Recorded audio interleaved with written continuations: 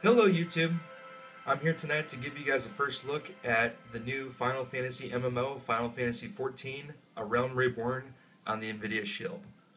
And this is really exciting because there really hasn't been an MMO that's been released with native controller support quite like this. There's a couple other ones. Terra has it to a degree.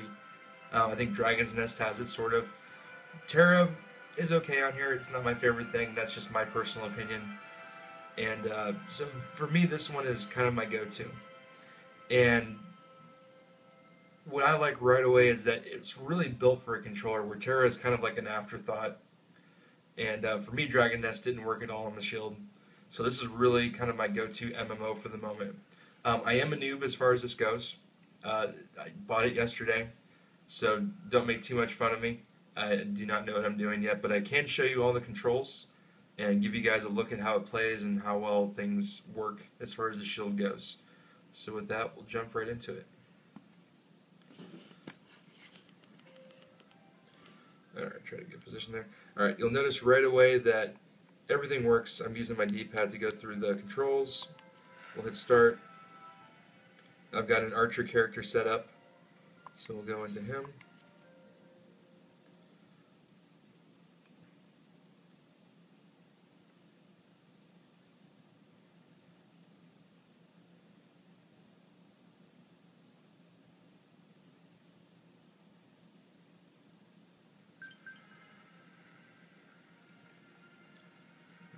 Okay. Alright, so it shows my mouse for a second. You can see the little circle. That's just a normal thing. That'll go away in just a minute. So we'll start off. Actually, I'll just move my mouse out of the way. Boom. Alright. So this is my character. I can use my right stick to rotate around. He looks pretty good. Goofy clothes, but that's part of being a low-level character. You can easily zoom in and out by holding down the left shoulder button and then moving back up and down on the stick. And you can move forward, rotate, all that good stuff. The graphics look really, really nice on the Nvidia Shield. And my system, I do have everything maxed out. The Shield automatically puts everything at 720p, but it looks great. I think if it was 1080p, everything would be too small. So let's go over a couple things. One quick thing is to look at everything that you're able to adjust by hitting start, and you can use your D-pad. For example, this is my character. You can go through everything. On the right side, you can see the stats for the item that I'm looking at. Go down, everything looks awesome. You can really go through things. Right shoulder button changes the categories on the right. Hit B, and everything goes away. Go back to start. I can go into my inventory and just easily use the D-pad to go through the inventory blocks. I don't have anything in my inventory right now, and B makes that go away too. As far as settings go, you can go all the way over to the right and go into system configuration.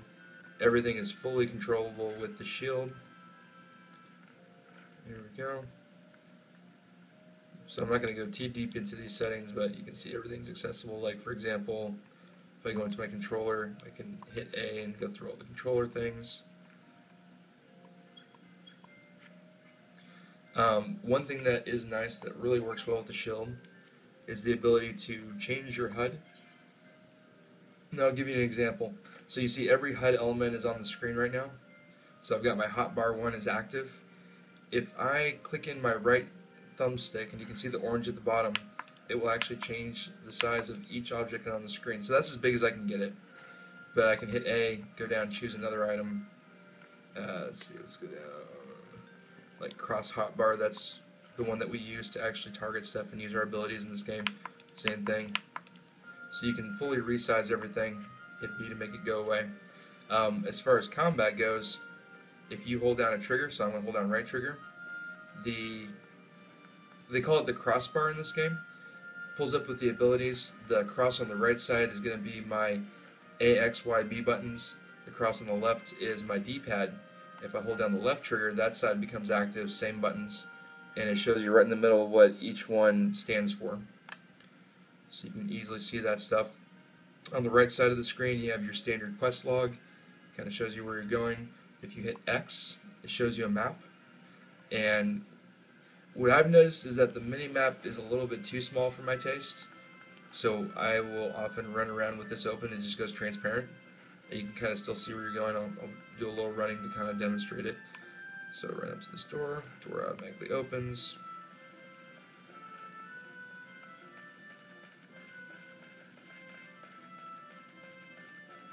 And you can see that you can use this to navigate pretty easily.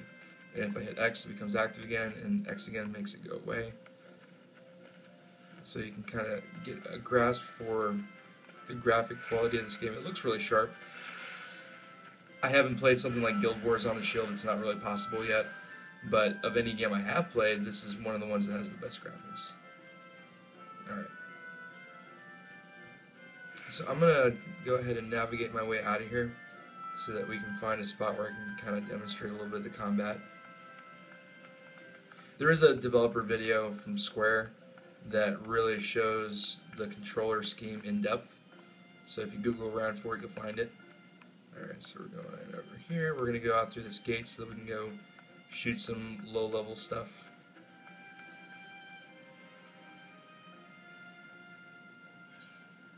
Alright, so we don't need our map anymore. Let's go out and I'll show you some targeting. Okay, so we've got a bunch of stuff around us. If we rotate, there's a ladybug there. There's a ground squirrel up there. As far as targeting goes, all you have to do is press a button on your D-pad. If I press it again, it goes to the next thing. It just keeps rotating as far as like targeting stuff that's close to you. So I'll target the ladybug, pull up my cross, hit Y, boom, and I can move back and run away like a pussy. Boom. And as far as I can tell, you don't actually have to pick anything up. I think if anything dropped from whatever you killed, I think it automatically just goes into your inventory. So that gets killed, goes away. If I hit Y, I jump. Let's see here. If I click my right stick, it goes to first person mode, and I can run around in first person mode. We'll try. I haven't actually tried to kill something in this mode. Let's see. Alright. So we'll target that. Pull up our crossbar. Boom.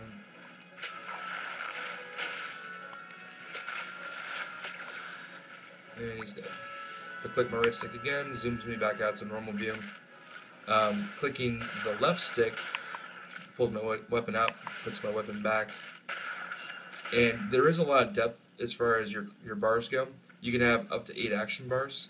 So if I press the right shoulder button once, it turns one on. So like right now, this is my normal one. If I press this, pulls up my social one. Traits. Let's see, I've got an emote on this one. Whoop, maybe not. No, oh, that was transportation. Oh, okay, I think. Social lists. See, I'm still learning. I'm still picking this stuff up. So I'm hitting my left D-pad here. That pulls up the social list. So right now in the middle of the screen it's showing you a tip. So if I hit my back button, I can select it. It brings up some easy tips to kind of go through. I've been reading all these because I'm a noob at this game. So you can kind of rotate through all these things. Gives you all the tool tips for whatever you're doing. And you hit B and close it. You can make those go away, but I like them because I'm still learning.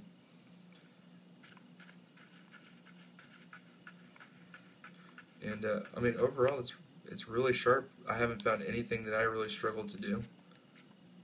See, target. Oops. See, I forgot to switch back. Boom.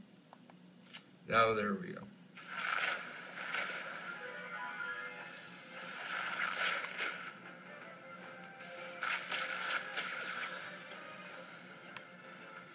And this is all very low-level quests, but the game's really been designed around the controller. I can't really imagine a whole lot that I can't do with it. It seems like everything that you would normally do with the PC interface is right here for you. And even the developer, when he was giving a demo of how the controller works, was like, you know, I've always been a mouse and keyboard guy my whole life, and the way that we've set this up makes me kind of question that.